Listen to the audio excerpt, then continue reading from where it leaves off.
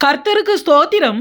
இன்றைய நாட்களில் உலகத்தில் உள்ள நாடுகள் அதிவேகமாக போட்டி போட்டுக்கொண்டு அணு ஆயுதங்களை அதிகரிக்கின்றன. தங்களிடம் அணு ஆயுதம் இல்லாத நாடுகள் கூட எப்படியாவது அணு ஆயுதங்களை கண்டுபிடித்துவிட முயற்சி செய்கின்றன. ஏன் இப்படி உலக நாடுகள் தீவிரப்படுகின்றன? இதற்கும் பரிசுத்த வேதாகமத்தில் கடைசி நாட்களில் இயேசுவின் இரகசிய வருகைக்கு முன்பும் வருகைக்கு பின்பும் இந்த அணு ஆயுதங்களால் ஏற்பட போகிற விளைவுகள் என்ன?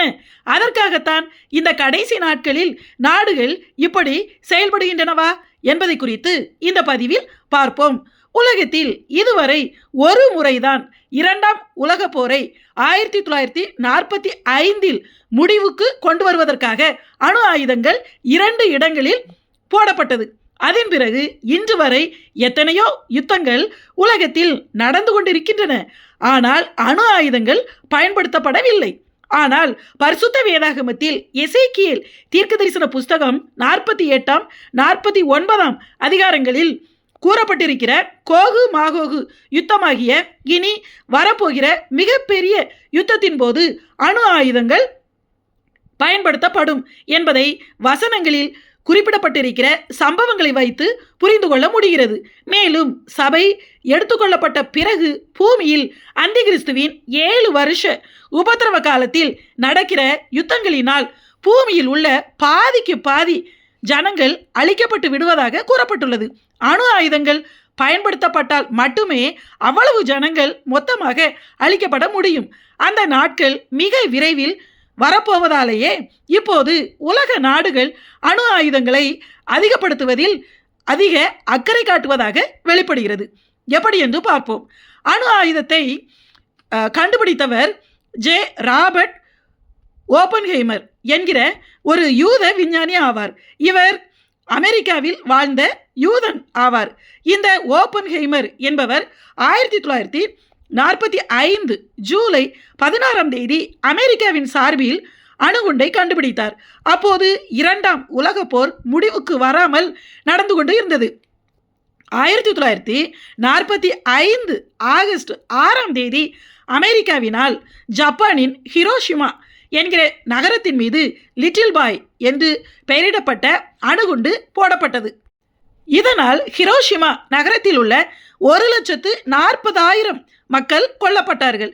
பிறகு 2 நாள் கழித்து ஆகஸ்ட் 9 ஜப்பானின் நாகசாகி என்கிற நகரத்தின் மீது அமெரிக்காவினால் ஃபேட்மேன் என்று பெயரிடப்பட்ட அணுகுண்டு போடப்பட்டது. இதனால் அந்த நகரத்தில் 80,000 பேர் கொல்லப்பட்டார்கள்.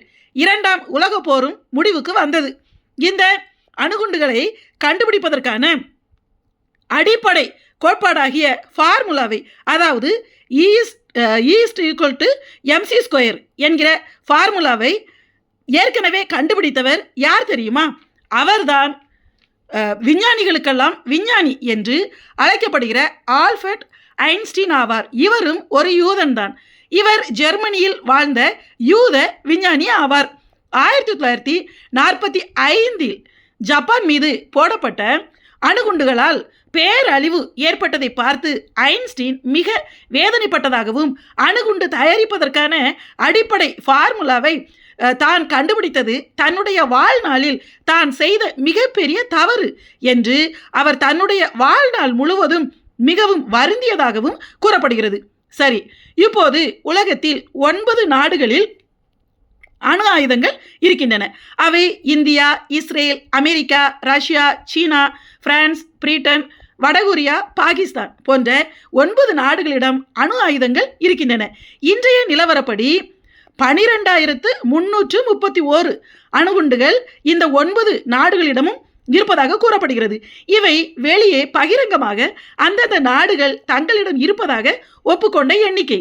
ஆனால் உண்மையான எண்ணிக்கை இதைவிடவும் மிக அதிகமாகவே இருக்கும் என்று நம்பப்படுகிறது. உலகத்திலேயே அதிகமான அணுகுண்டுகளை வைத்திருக்கும் நாடு ரஷ்யாவாகும். கிட்டத்தட்ட 6,000 அணுகுண்டுகள் ரஷ்யாவிடம் இருப்பதாகவும் 2ஆம் இடத்தில் இருக்கிற அமெரிக்காவிடம் ஏறத்தாழ 5,000 அணுகுண்டுகள் இருப்பதாகவும் நம்பப்படுகிறது. இந்தியாவிடம் 180, பாகிஸ்தானிடம் 170, இஸ்ரேலிடம் 200க்கும் மேல், சீனாவிடம் 600, இன்னும் பிரிட்டன், பிரான்ஸ் நாடுகளிடமும் அதிக எண்ணிக்கையில் அணுகுண்டுகள் இருப்பதாகவும், மர்ம தேசமாகிய வடகொரியாவிடமும் அணுகுண்டுகள் இருக்கின்றன, ஆனால் எத்தனை என்று யாருக்கும் தெரியாது என்றும் குறிப்பிடப்படுகிறது. இதற்கிடையில் தற்போது ஈரான் நாடு 8 அணு உலைகளையும் 30 அணு ஆராய்ச்சி மையங்களையும் விரைவில் உருவாக்கப் போவதாக கூறுகிறது. அணு ஆயுதங்கள் தங்களிடம் இல்லாத நாடுகள் அணு ஆயுதம் உள்ள நாடுகளிடமிருந்து அவற்றை வாங்கி தங்கள் நாட்டின் பாதுகாப்பிற்காக வைப்பதற்காக போட்டி போடுகின்றன. 1945 கண்டுபிடித்த அணுகுண்டை போட்டபோதே எவ்வளவு பேரழிவுகள் பாருங்கள். ஆனால் இப்போது உள்ள நவீன அணுகுண்டுகளாகிய ஹைட்ரஜன் குண்டு, நியூக்ளியர் குண்டுகள் எல்லாம் 1945 உள்ள அணுகுண்டுகளை காட்டிலும் 1000 மடங்கு வீரியம் உள்ளவையாக கூறப்படுகிறது. அப்படி என்றால் அவற்றை பயன்படுத்தினால் வரப்போகும் பேரழிவுகளை கற்பனை பண்ணி கூட பார்க்க முடியாது. இப்போது அமெரிக்காவில் மட்டும் உள்ள அணு ஆயுதங்களை வைத்து மட்டுமே இந்த பூமியை 150 முறை முழுவதும் அழித்துவிட முடியும் என்று அமெரிக்க ஜனாதிபதி ட்ரம்ப் கூறுகிறார். அப்படி என்றால் மற்ற நாடுகளிலும் உள்ள அணுகுண்டுகளை கணக்கிட்டால் இந்த பூமியை எத்தனை முறை அழிக்க முடியும் பாருங்கள். நாம் யாரும் பயப்பட வேண்டிய அவசியம் இல்லை. இந்த அணு ஆயுதங்கள் எல்லாம் பயன்படுத்துவதற்கு முன்பாகவே வேத வசனங்களின்படி நிச்சயமாக இயேசுவின் ரகசிய வருகை நடந்துவிடும். உலகத்தில் நடக்கப் போகிற பேரழிவுகளின் போது நாம் பூமியில் இருக்க மாட்டோம். நாம் அதற்கு முன்பே இயேசுவின் ரகசிய வருகையில் எடுத்துக்கொள்ளப்படுவோம். இப்போது உலகம் முழுவதிலும் இந்த அணு ஆயுத அதிகரிப்பை பற்றி தான் மிகவும் பரபரப்பாக பேசப்படுகிறது. சீனாவும் ரஷ்யாவும் பாகிஸ்தானும் தங்கள் அணு ஆயுதங்களின் எண்ணிக்கையை வேகமாக அதிகரிக்கின்றன. எனவே அமெரிக்காவும் அணு ஆயுதங்களை அதிகரிப்பதற்கான வேலைகளை நிலத்துக்கு அடியில் செய்கிறோம். அமெரிக்கா தான் இப்போது உலகத்தில் அதிகமான அணு ஆயுதங்களை வைத்திருக்கும் நாடாகும் என்று ரஷ்யாவுக்கு போட்டியாக ட்ரம்ப் கூறுகிறார். ஆனால் சீனாவும் ரஷ்யாவும் தாங்கள் அணு ஆயுதங்களை அதிகரிக்கவில்லை என்று வெளியே கூறினாலும் உண்மையில் அந்த நாடுகள் எண்ணிக்கையை புதிய டெக்னாலஜியில் அதிகப்படுத்துகின்றன. இந்தியாவும் நவீன ஹைட்ரஜன் குண்டுகளையே தயாரித்து விட்டது என்று நம்பப்படுகிறது. மேலும் இஸ்ரேல் நெகேவ் பாலைவனத்தில் அவசரமாக தன்னுடைய அணு ஆயுதங்களை அதிகரிக்கும் வேலையை ரகசியமாக நடத்தி கொண்டிருக்கிறது. இதற்கிடையில் ஈரான் நாடும் எப்படியாவது தன் நாட்டு மக்கள் சாப்பாடு தண்ணீர் இல்லாமல் பட்டினி கிடந்தாலும் பரவாயில்லை, அணு ஆயுதத்தை கண்டுபிடித்து இஸ்ரேலை உலக வரைபடத்திலிருந்தே நீக்குவதே தன்னுடைய லட்சியமாக வைத்து செயல்பட்டு கொண்டிருக்கிறது. இவை எல்லாமே எதற்கு தெரியுமா? ஏன் இப்போது அவசரமாக எல்லா நாடுகளும், அதாவது தங்களிடம் அணுகுண்டு இல்லாத நாடுகள் கூட மற்ற நாடுகளிடம் அணுகுண்டுகளை கடன் வாங்கியாவது தங்கள் நாட்டில் வைத்துக்கொள்ள ரொம்ப ஆசைப்படுது அந்த நாடுகள். ஏன் தெரியுமா? உலகம் மிக விரைவாக அழிவை நோக்கி செல்கிறது. இந்த உலகம் பேரழிவுகளை ஏற்படுத்தும் யுத்தங்களை நோக்கி சென்று கொண்டிருக்கிறது என்பதுதான் உண்மையாகும். எசேக்கியேல் 39 அதிகாரம் 14, 15 வசனங்களில் தேசத்தை சுத்தம் பண்ணுவதற்காக அதில் கிடக்கும் மற்ற பிரேதங்களை புதைக்கும்படிக்கு நித்தமும் தேசத்தில் சுற்றி திரியும் மனுஷரையும் சுற்றி திரிகிறவர்களோட கூட புதைக்கிறவர்களையும் தெரிந்து நியமிப்பார்கள். 7 மாதங்கள் முடிந்த பின்பும் இவர்கள் தேடிக்கொண்டிருப்பார்கள். யாராவது ஒருவன் மனுஷனின் எலும்பை காணும் போது புதைக்கிறவர்கள் அதை ஆமோன் கோகுடைய பள்ளத்தாக்கிலே புதைக்கும் மட்டும் அதன் அண்டையிலே ஒரு அடையாளத்தை நாட்டுவான் என்று எழுதப்பட்டுள்ளது. இந்த சம்பவம் இனி அடுத்து நடக்க போகிற கோகு மாகோகு யுத்தமாகிய இஸ்ரேல் ரஷ்யா யுத்தத்தின் போது நடக்கும். அந்த யுத்தத்தின் போது அணு ஆயுதங்கள் பயன்படுத்தப்படும். யுத்தத்தில் இஸ்ரேல் தான் ஜெயிக்கும். இஸ்ரேலுக்கு விரோதமாக ரஷ்யாவின் தலைமையில் வருகிற கார்மேகம் போன்ற எண்ணில் அடங்காத இராணுவத்தினர் அணு ஆயுதங்களால் கொல்லப்பட்டு இஸ்ரேலின் மலைகளில் செத்து விழுந்து கிடப்பார்கள். அவர்களை இஸ்ரேல் மக்கள் 7 மாதங்கள் வரை தேடி புதைத்து கொண்டே இருப்பார்களாம். அப்படி தேடுவதற்கென்று ஒரு குரூப் ஜனங்களை நியமிப்பார்களாம். அவர்கள் ஒரு மனித எலும்பை கண்டுபிடித்தாலும் அதை தொடாமல் பக்கத்தில் அடையாளம் போட்டு வைப்பார்களாம். பிறகு அந்த எலும்புகளை எடுத்து புதைப்பதற்கென்று விசேஷித்த பயிற்சி பெற்ற வேறு ஒரு குரூப் இஸ்ரேல் மக்கள் ஜனங்கள் வந்துதான் அதை புதைப்பார்கள். மற்றவர்கள் அந்த எலும்புகளை தொடக்கூடாது. காரணம், அந்த எலும்புகளில் அணு கதிர்வீச்சு இருப்பதால் தான் அப்படி எடுத்து எரிக்காமல் புதைப்பார்கள். கோகு மாகோகு யுத்தத்தின் போது இந்த அணு ஆயுதங்கள் பயன்படுத்துவதால் எப்படிப்பட்ட விளைவுகள் ஏற்படும், எப்படி இருக்கும் என்பதை பற்றியும் பரிசுத்த வேதாகமத்தில் குறிப்பிடப்பட்டுள்ளது.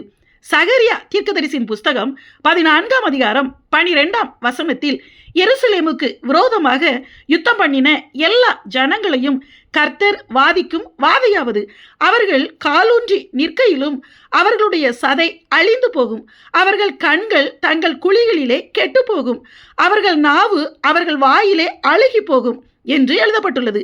எப்படிப்பட்ட மோசமான அழிவுகள் பாருங்கள். நியூக்ளியர் ஆயுதங்களை பயன்படுத்தினால் விளைவுகள் இப்படித்தான் இருக்கும் என்று இப்போது விஞ்ஞானிகள் கூறுகிறார்கள். இதை பற்றி எத்தனை ஆயிரம் வருஷங்களுக்கு முன்பே, ஆயிரக்கணக்கான வருஷங்களுக்கு முன்பே நமது பரிசுத்த வேதாகமத்தில் நம்முடைய தேவனாகிய கர்த்தர் எழுதி வைத்திருக்கிறார். எப்படி பாருங்கள். மேலும் அந்திகிறிஸ்துவின் உபத்திரவ காலத்தில் உலகமெங்கும் நாடுகளுக்கு இடையில் பயங்கர யுத்தங்கள் நடக்கும். தேவ கோபம் உலகம் முழுவதும் வரும். வெளிப்படுத்துற விசேஷம் 6ஆம் அதிகாரம் 8ஆம் வசனத்தில் பூமியின் கார்பங்கில் உள்ளவர்களை கொலை செய்யும்படியான அதிகாரம் அவைகளுக்கு கொடுக்கப்பட்டது என்று கூறப்பட்டுள்ளது. இந்த சம்பவம் அந்திகிறிஸ்துவின் முதல் 3.5 வருஷ உபத்திரவ காலத்தில் பூமியில் உள்ள கார்பங்கு ஜனங்கள் கொல்லப்பட்டு விடுவார்கள் என்பதை குறிப்பிடுகிறது.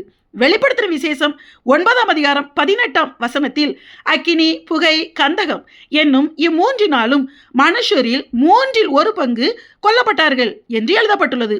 இந்த சம்பவமானது அந்திகிறிஸ்துவின் கடைசி 3.5 வருஷ மகா உபத்திரவ காலத்தில் நடக்கக்கூடியது.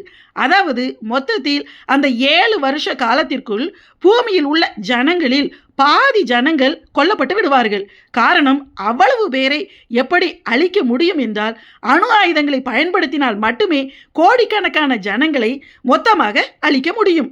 எனவே இனி வரப்போகிற அப்படிப்பட்ட கொடிய அழிவுகளுக்காகத்தான் இப்போது உலகம் மிக வேகமாக ஆயத்தமாகிறது. அப்படி என்றால் அதற்கு முன்பு இயேசு சீக்கிரம் வரப்போகிறார் என்றுதான் அர்த்தமாகும். எனவே நாம் அப்படிப்பட்ட மோசமான நாசங்களில் அகப்பட்டு கொள்ளாதபடிக்கு எச்சரிக்கை இருந்து இயேசுவின் ரகசிய வருகையில் எடுத்துக்கொள்ளப்பட ஆயத்தமாகும். ஆமீன்.